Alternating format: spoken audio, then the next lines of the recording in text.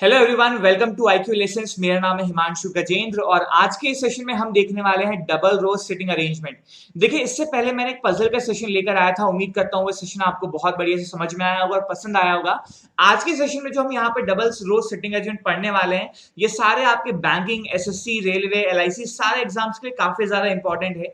देखिए, बिल्कुल moderate level का क्वेश्चन है। इसके आगे मैं आपके लिए मेंस लेवल के क्वेश्चन भी लेकर आऊंगा और कुछ ऐसे बेसिक सेशन भी लेकर आऊंगा जो ऐसे स्टूडेंट हमारे साथ में हैं जिन्होंने अभी प्रिपरेशन स्टार्ट की है, उनको भी यहाँ पर बहुत बढ़िया सी चीजें समझ में आएंगी। तो बिल्कुल आगे बढ़ते हैं, स्टार्ट करते हैं आज का हमारा अपना यहाँ पर सेशन।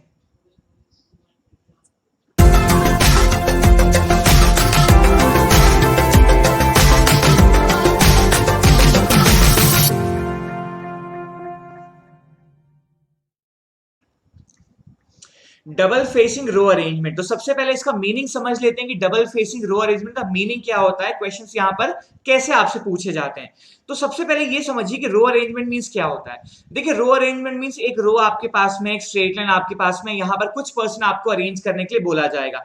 5%, 6%, 7%, 8%, कभी कभी 10% भी होते हैं। तो समझ लीजिए कि एग्जाम्पल मैंने ले लिया, यहाँ पर आपको 5% अरेंज करना है। तो ये 5 प्लेसेस हो गए, ये 5 प्लेसेस में आपको 5% अरेंज करना है। ठीक है एवरीवन। अब रो अरेंजमेंट जो है वो यहां पर दो टाइप का हो सकता है। कभी कभी होता है आपका सिंगल फेसिंग।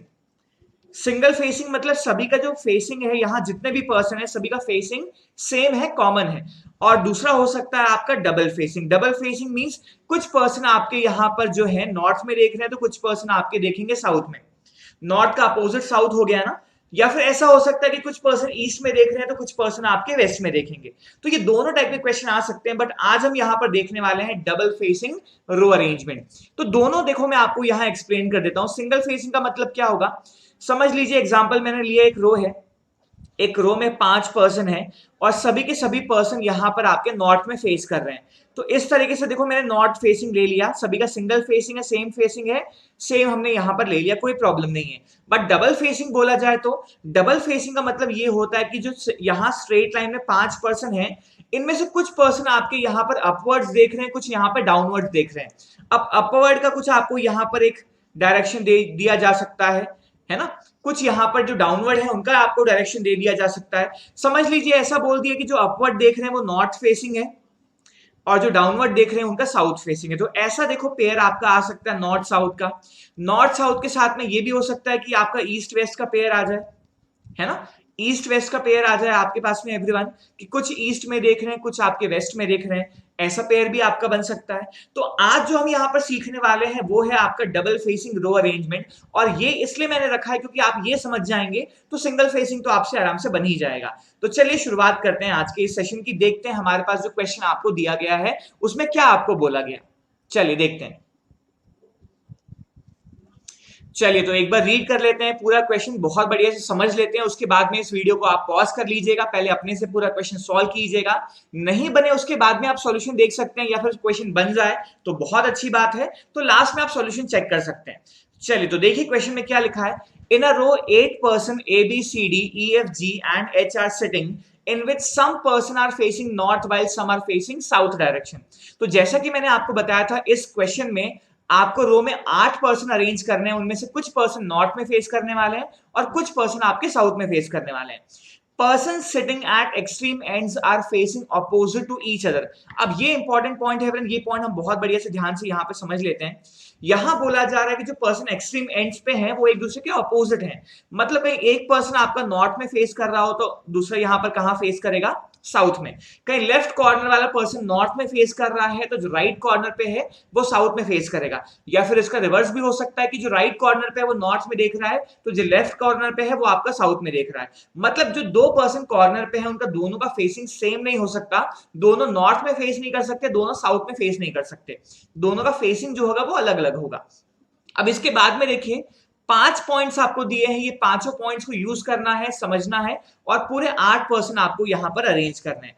तो मैं कंप्लीट आपको देता हूं एवरन 4 मिनट्स का टाइम। 4 मिनट्स में पूरा क्वेश्चन आपको कंप्लीट करना है, बनाना है और इसके बाद में मैं आपके सॉल्यूशन बनाना स्टार्ट करूंगा। तो चलिए मैं 4 मिनट आपको डिस्टर्ब नहीं करूंगा, आपका टाइम स्टार्ट होता है अब।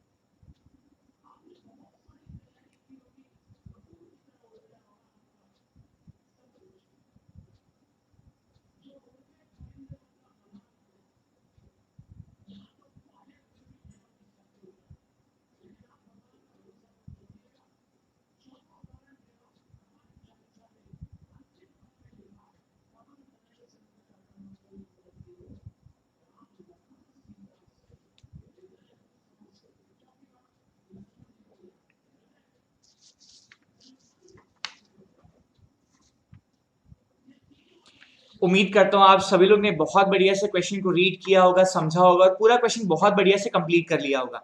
तो चलिए बनाना स्टार्ट करते हैं एवरीवन। सबसे पहले देखो मैं आपको यहाँ ये बताना चाहूंगा कि कभी भी आपको ऐसा क्वेश्चन मिल जाए तो जो पॉइंट्स है उनको बहुत बढ़िया से आपको देखना है, और ऐसा जब तक आपको पॉइंट ना मिले जो कंफर्म हो वहां से आपको प्लेस करना स्टार्ट करना है। जब तक कोई कंफर्म प्लेस ना मिले तब तक आप इसे मत बनाइए, नहीं तो आपको यहाँ पर प्रॉब्लम हो सकती है। चलिए तो बिल्कुल यहाँ जितने भी पॉइंट्स हमारे पास में है इसमें सारे पॉइंट्स देखते जाते हैं, बनाना स्टार्ट करते हैं एवरीवन। तो सबसे पहला पॉइंट हमारे पास क्या लिखा है, 3 person sits between F and D where D is fourth to the left of F। अब ये देखिए फर्स्ट पॉइंट आपको ये बोला जा रहा है कि F और D के बीच में 3 पर्सन है, D is fourth to the left of F, ठीक है। बट F का फेसिंग आपको पता है क्या? आपको तो नहीं पता कि F का फेसिंग क्या है, बट F के लेफ्ट में आपको D रखना है 4th नंबर पे, और F और D के बीच में 3 पर्सन है, ठीक है एवरीवन। तो अभी इंफॉर्मेशन हमारे पास कंप्लीट नहीं है, इसलिए मैं यहाँ पे नोट करके रख लेता हूं कि D is fourth to the left of F, ऐसा आ जाएगा कुछ इस तरीके से, ठीक है। बट F का फेसिंग जब तक नहीं पता तब तक ये पॉइंट मैं नहीं बना सकता हूं। चलिए तो आगे आ जाइए, आगे हमारे पास पॉइंट क्या लिखा है, E is fourth right of B। अब देखो वैसे ही पॉइंट हमारे पास में E is fourth right of B, तो B के राइट पे, अब B का फेसिंग भी मुझे अभी नहीं पता, B के राइट पे एवरेन 4th प्लेस पे, मतलब 1 2 3 3 प्लेस के बाद में आप जाएंगे 4th प्लेस पे, तो यहां आ जाएगा आपका E। ये हो गया सेकंड पॉइंट, ये भी मैं अभी नहीं बना सकता कंप्लीट। आगे देखो यहां पर और आपको गिवन है and both are facing same direction. इसका मतलब देखिए बी और ई जो है दोनों का जो डायरेक्शन होगा वो आपका सेम होगा, ठीक है। कहीं बी साउथ में फेस कर रहा है तो ई भी साउथ में फेस करेगा, ठीक है। या फिर ई यहां पर नॉर्थ में फेस कर रहा है तो बी भी फिर नॉर्थ में फेस करेगा। ये पॉइंट देखो मुझे यहां पर अभी पता है। चलिए आगे आ जाते हैं थर्ड पॉइंट में। थर्ड देखो क्या लिखा है, H is immediate neighbour of G who is at one end. अब देखो ये काफी अच्छा पॉइंट हमारे पास में है कि G आपका एक एंड पे आने वाला है, इसका मतलब या तो लेफ्ट एंड पे आ जाएगा या फिर आपका राइट एंड पे आ जाएगा, और G का जो नेबर है वो कौन है, H है। तो ये काफी अच्छा इंपॉर्टेंट पॉइंट है, इसे मैं लिख लेता हूं। बट अभी मैं इसलिए नहीं बना रहा हूं क्योंकि देखो दो केस बन सकते हैं ना, मैं G को लेफ्ट कॉर्नर पे रखूं या फिर राइट कॉर्नर पे रखूं। तो यहां लिख लेता हूं G आपका एक एंड पे आने वाला है और G के साथ में जो नेबर है उनका वो कौन है, H है। तो ये दो ऐसे हम यहां पर रख सकते हैं, ठीक है। और क्या बोला गया, both H and G are facing same direction, okay. तो H और G दोनों का यहां जो फेसिंग है वो क्या है, सेम है।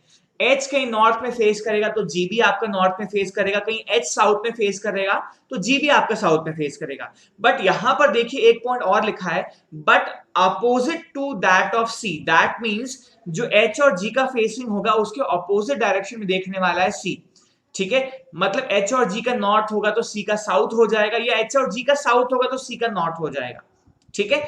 चलिए तो 3 पॉइंट तो मैंने रीड कर लिए। अब आगे आ जाते हैं फोर्थ में, देखो क्या लिखा है, D sits immediate right of B। अच्छा ये भी काफी अच्छा इंपॉर्टेंट पॉइंट है एवरीवन। अब देखो सेकंड पॉइंट में B मेरे पास में है और फर्स्ट पॉइंट में D मेरे पास में है, तो यहां मुझे इंफॉर्मेशन क्या मिल रही है, D sits immediate right of B, तो B के इमीडिएट राइट पे देखो यहां पे D आना चाहिए, ऐसा बोला जा रहा है, ठीक है। B के इमीडिएट राइट पे D आना चाहिए and is facing north direction. इसका मतलब ये हो गया कि ये कंफर्म हमारे पास इंफॉर्मेशन है कि जो D है वो नॉर्थ में फेस करता है, ठीक है एवरीवन। जो D है वो आपका नॉर्थ है, यहां पर मैं लिख लेता हूं D का जो फेसिंग आएगा आपका वो नॉर्थ आ जाएगा, तो ये हमने लिख लिया। और देखिए क्या लिखा है, equal number of person are facing north and south. अब ये बहुत ही ज्यादा इंपॉर्टेंट पॉइंट है एवरीवन, क्योंकि देखो यहां पर बता दिया गया equal number of person are facing north and south. अब हमारे पास टोटल कितने हैं, 8 पर्सन है, तो इक्वल पर्सन नॉर्थ भी देखेंगे साउथ भी देखेंगे, इसका मतलब 4 पर्सन नॉर्थ में फेस करने वाले हैं और 4 पर्सन आपके साउथ में फेस करने वाले हैं, ठीक है। अब लास्ट पॉइंट देखो क्या लिखा है, C is sitting third from one of the corner.